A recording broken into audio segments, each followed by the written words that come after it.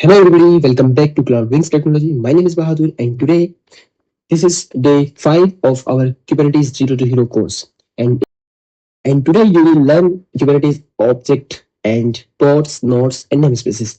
Guys, this video is going to be very important of this course because this video is the last video of our foundational phase. So please watch this video from start to till the end. So let's get started. What is the object? This object is an entity. If you learned about object-oriented programming, there you see we have the class. Class is a blueprint of the object, right? From that class, we can create a instance. Instance is what? Instance is real entity. That means it is going to take the memory in the heap, right? So that's why we call it is as an object.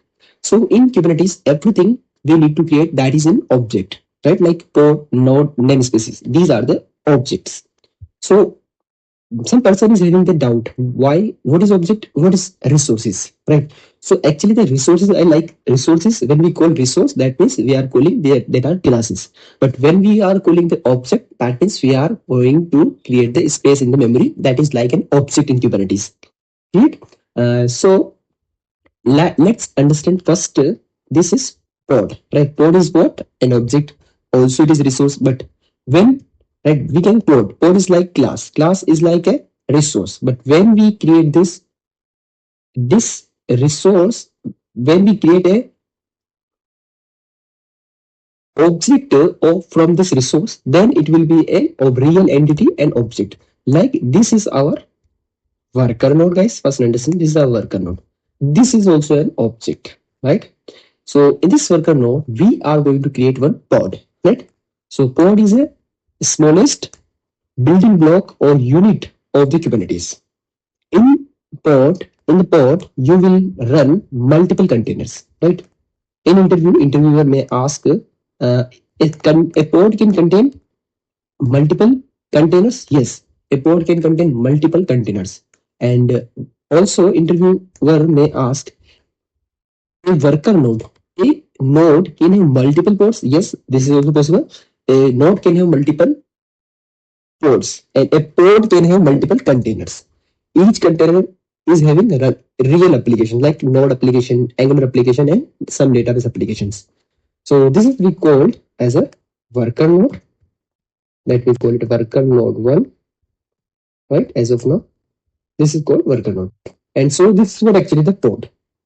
Now node is node, right? And namespace. So what is the namespace? Namespace is used to group the resources. Like in my company, there is not only single project is running, there is multiple projects. Like our client name is an IBM, right? So IBM is our client, IBM. And so for that IBM, we are going to create an IBM namespace. And also we have one TCS. So we have the TCS namespace. Now we need to group the resources in order to save from the clash. So like this same resources, right, we are going to put into the single namespace. Like, so these resources I'm going to put into the one namespace and these I'm going to put into the another namespace.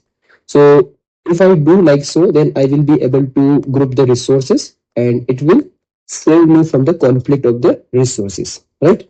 So this is the best practice in order to work with complex project. So like that, you have the separate namespaces. So namespaces are used to group the resources. This is IBM namespace and this is TCS namespace. Hope you guys you understood today's video. If you like today's video, you can like the video, and if you want to master the Kubernetes, then you can subscribe the channel, and also you can hit the bell icon so that whenever I upload the new video, you will get that notification of that video. Thank you for watching.